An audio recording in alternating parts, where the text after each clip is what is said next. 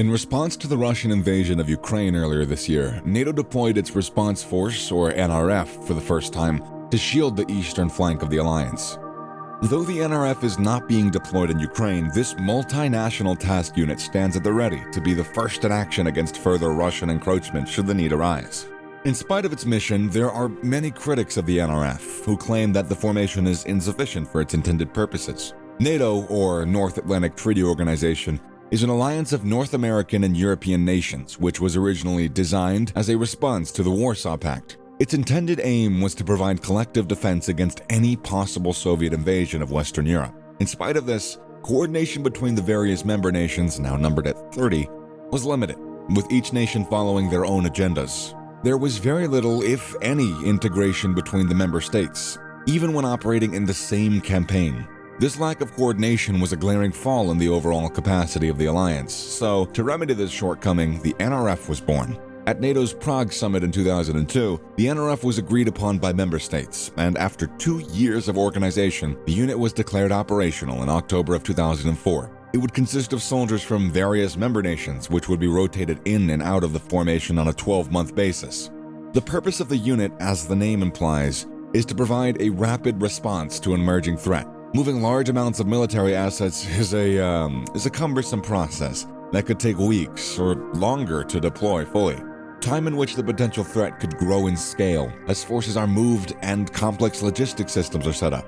The NRF can fill this gap, providing enough capability to deal with a crisis and buying the time for the rest of NATO forces to organize and deploy. With the units already established on standby, NATO could rapidly respond to a crisis instead of improvising on the fly, pulling units together randomly.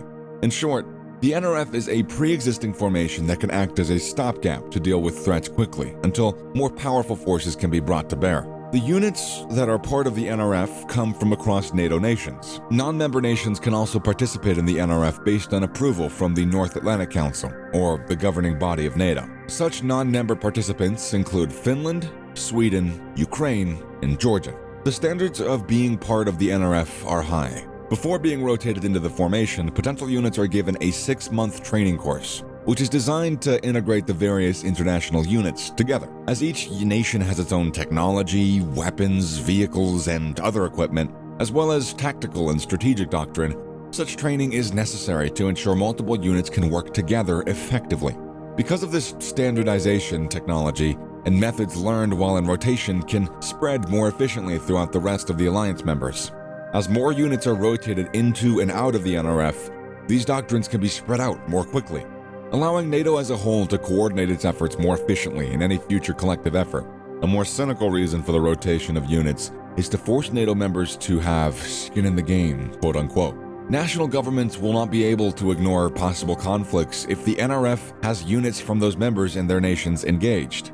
At the Wales Summit in 2014, the NRF was enhanced with the addition of the Very High Readiness Joint Task Force, or the VJTF, a spearhead force within the NRF. The VJTF primarily consists of a multinational brigade of around 5,000 soldiers, but it also contains air, naval, and special forces groups, leading elements of which can be deployed to a crisis zone between 1 and 5 days. The rest of the NRF consists of a command and control element, the initial follow-on forces group, or the IFFG, which follow in the wake of the VJTF and consists of 2 multinational brigades, naval elements, combat air support, special operations forces, and a chemical, biological, and radiological nuclear defense task group. When not participating in joint exercises, the VJTF and the IFFG are based in their home countries, but they're on continual standby for rapid response as needed. Before being deployed, the NRF can be tailored to the situation, sending whatever forces are appropriate for the situation, giving a high degree of flexibility to handle a myriad of situations. The NRF can be used in many roles, including acting as a first line of defense of NATO members in the event of an attack or an invocation of Article 5, the Collective Defense Clause of the NATO Treaty, crisis management such as civil unrest, peacekeeping operations, an initial precursor to a larger NATO force, disaster relief, and providing security to vital infrastructure.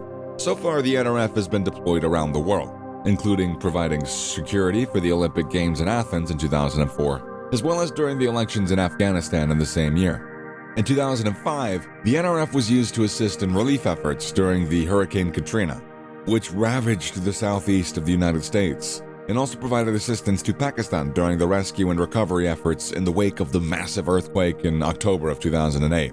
Elements of the NRF were used in Afghanistan to support evacuation efforts as the nation fell under Taliban control in 2021.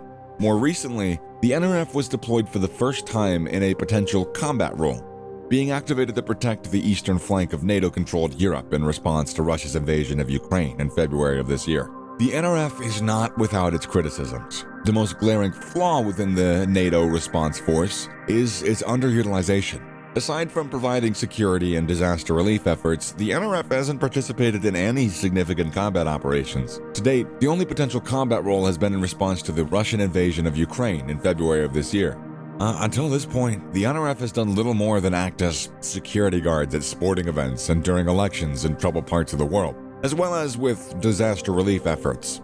One of the most glaring missed opportunities for the use of NRF was during the Russian invasion of Ukraine in 2014. Critics argue that this was a perfect time to deploy the formation, being both a way to guard the eastern and Baltic member states in the event of further Russian expansion, while also acting as a rapidly moving show of force to the Russians as a deterrent against any possible future aggression. Instead, the NRF remained idle, each unit remaining in their home countries while the 2014 invasion went unanswered.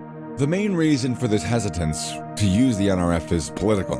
In order to deploy, their action must be approved by all of the member nations, which is a difficult task, one of which has even become more challenging as NATO has grown. Each nation has their own foreign policies, agendas, and internal politics to consider, making joint actions difficult to agree upon under the best of circumstances. Furthermore, in some cases, some nations might be hesitant to approve the use of a military force, which might be seen as a provocation against potential future adversaries. Many nations are also a lot less enthusiastic about turning over control of their military units to the U.S. Supreme Allied Commander Europe, the SACEUR, which is an American military official. On paper, the NRF is under the control of the North Atlantic Council, and the NRF and other NATO assets can only be utilized when a consensus is reached. However, in the event of a major crisis, for example, a full-scale Russian invasion of the smaller Baltic states, those tiny nations could be overrun before the North Atlantic Council could convene and select a course of action. So, to remedy this shortcoming, there are provisions for the SACEUR to alert, stage, and prepare the VJTF, setting up a response independently from the NAC. While, in theory, this decentralized structure allows for a more rapid response, it would mean turning over control of a portion of the nation's military to an unelected American. And as such, there's a risk that if the VJTF or any other portion of the NRF is called up, and the host nation leadership is less than enthusiastic about sending forces to the given area, they can just refuse to release those soldiers, rendering the force ineffective. There's also an economic argument against the continued presence of the NRF. Units from the member nations spend 6 months undergoing extensive training, learning how to work alongside other units designated for the NRF as an integrated force. After the half year of training, the unit is then rotated into the formation, but they spend that time in their home countries. There, they're on standby in case of deployment for 1 year, at which of the time they're rotated out of the NRF and resume their normal duties. According to critics of the NRF, this represents a colossal waste of resources. Setting up and implementing the necessary training for rotation into the NRF is expensive. For example, the Netherlands has spent over 10 million euros a year in training and transportation and logistics for the VJTF alone, in addition to the contributions already made to the NRF as a whole. This might seem like a small amount, but it represents a significant portion of the military's budget for a tiny nation. Even higher contributions are extracted from larger nations such as the United States or the United Kingdom. If the NRF or the VJTF aren't utilized, then this expense was just wasted, as the participating units sit in their home countries waiting to be called to a crisis that might never happen. Once the unit is rotated out of the NRF, that training and preparedness is lost, representing a large investment which is ultimately wasted. A counter to this argument is that although the unit is rotated out of the NRF, the lessons learned of communication, integration, and cooperation among international forces remain. These lessons are still beneficial, even if not in the context of the NRF.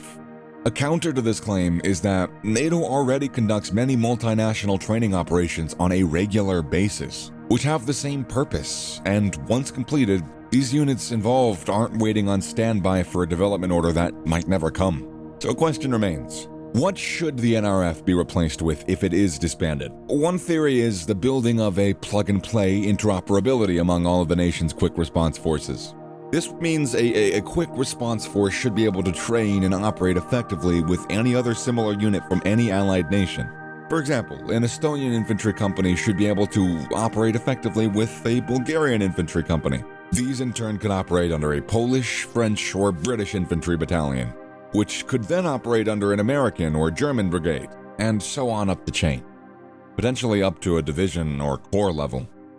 This is more efficient, as any willing ally can send units to this formation rather than waiting on council for approval or risking a nation withholding its forces. If, for example, one nation doesn't want to release its own forces, another more willing participant can send their own.